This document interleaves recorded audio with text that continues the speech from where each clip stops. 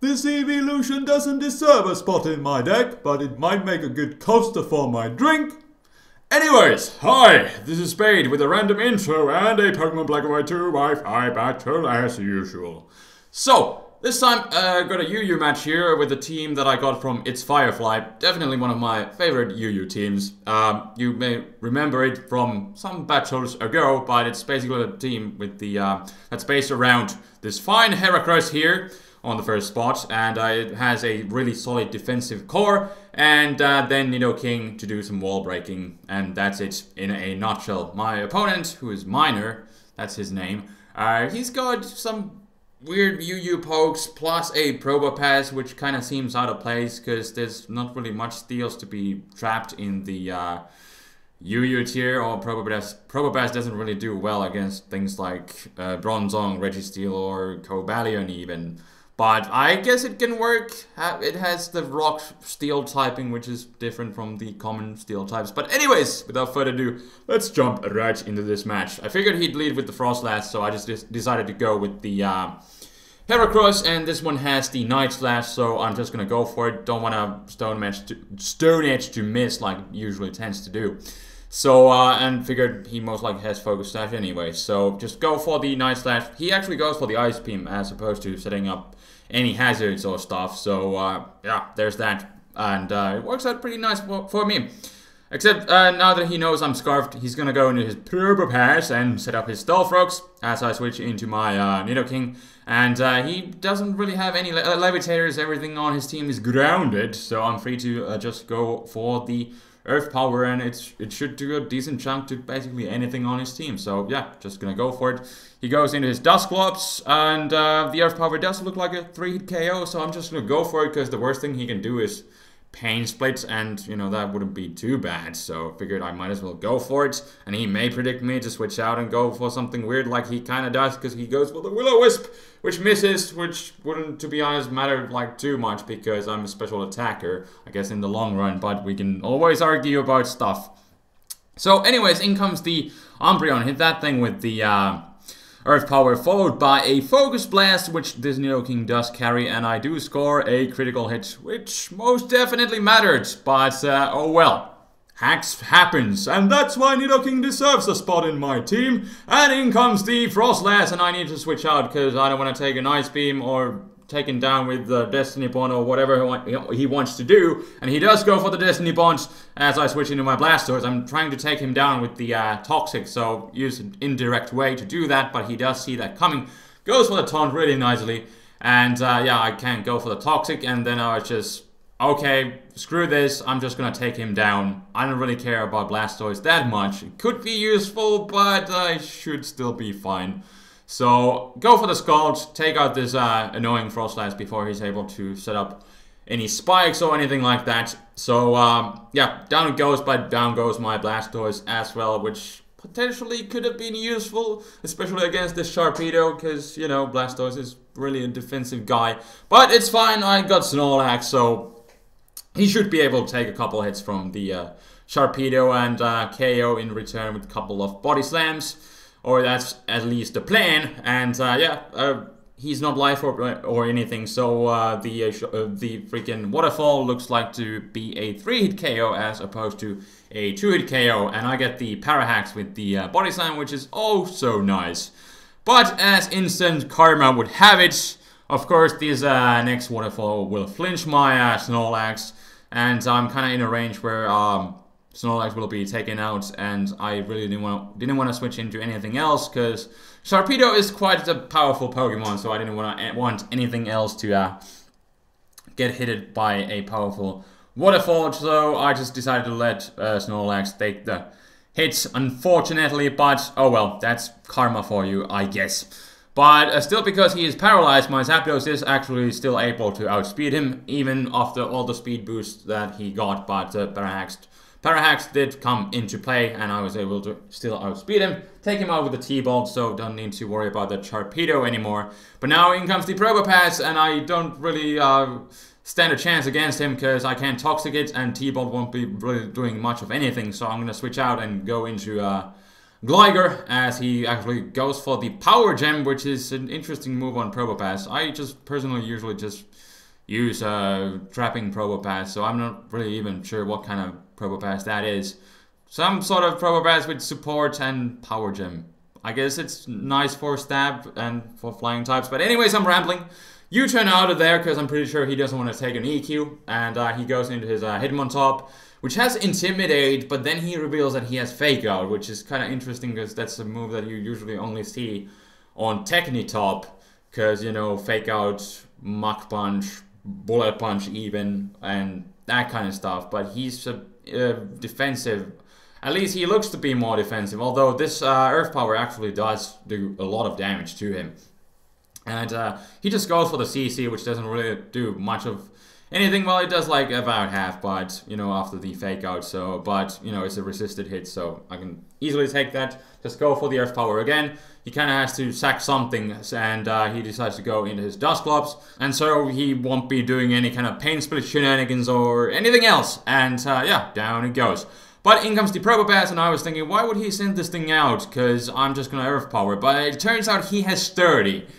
Which is kind of interesting because, again, Probopass is usually used for trapping whenever it is used, which is like never. That's why it's never used. Oh, I still like Probopass. I had some good times with Probopass in the past. Probopass. That was a good Probopass. But yeah, his only attack seems to be the Power Gem, which doesn't really do much of anything, and I just take him out with the second Earth Power, but now in comes the Hitmontop, the not so Technitop, but still kinda.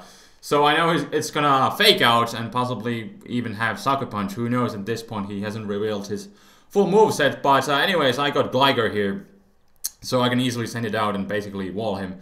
And he randomly just goes with a Rapid Spin. I guess at this point, it's basically game, or at least I thought it was, because I just keep whittling him down with the EQ, but then he reveals Rest, which is kind of interesting because he had Fake Out, well, he had Fake Out, CC, Rapid Spin, and then Rest. But I guess the Rest makes sense with the Umbreon, which may have Heal Bell, but then I just don't know about the Fake Out. Why would he have it on this kind of set? Like, why not have Mach Punch, which would be more reliable on the long run, or Sucker Punch to go with the CC. I don't know. But since he used Rest, I'm just going to go into Nidoking, and it should be able to KO him. And yeah, that is what I'm going to proceed to do. Go for the Earth Power. It is easy to hit KO, so take him out. And that will be the game.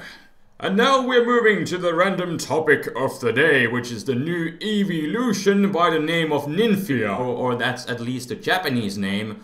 I'm guessing, you know, it's gonna be some sort of Eon in English. Who knows, maybe Nympheon. Possibly, maybe, who knows. But question of the day. What do you think of this new evolution? There has been a lot of speculation about this new guy, which basically started along the way back when the latest information was revealed about the Pikachu short movie, because it was about evolutions, like something about them, and the title was in Japanese like 9 letters long, and all the letters were colored by Eevee and by different evolutions, you know, all the 8 of them, except, you know, it had 9 letters, so there was 1 extra letter, which also had like some sort of special star symbol there, so people were speculating, what does that represent? Is it a new evolution? And now it is indeed revealed that we do have a new evolution by the name of Nymphio, and it's gonna be interesting to know what kind of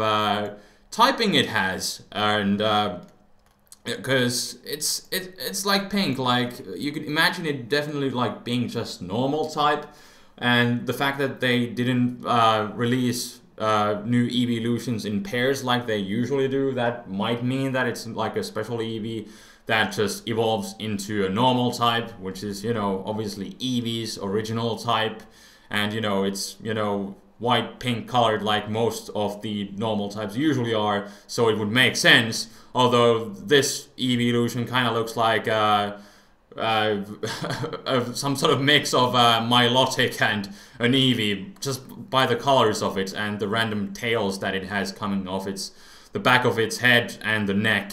And then it also has like those weird bow ties. I've never understood why do the guys who freaking decide to make Pokemon and design them, why do they give them human-made accessories as part of their bodies?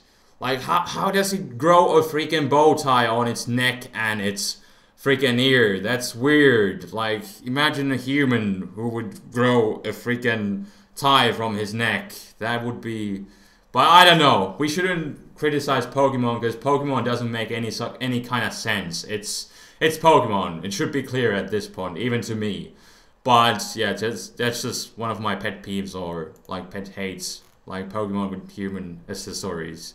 Like it's just weird. I don't like it. But yeah, it's gonna be interesting to know what kind of typing it is. Is it normal, or possibly the random freaking tails that it has, you know, might suggest that it might be a flying type. You know, we have Suicune, which has those random tails, and it represents the northern wind, and you know, this guy also has those kind of random tails just coming, yeah, out of his neck and back of his head. So could that possibly mean that it's part flying? Who knows? Or is it a normal type? But those are definitely the most common suggestions that I ran into, and especially think myself that it could be those typings.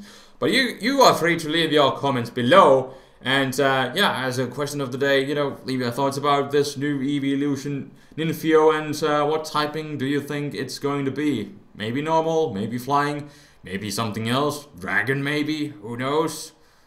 But it doesn't really look dragon-ish, but, you know, we have seen weirder things happen in the past.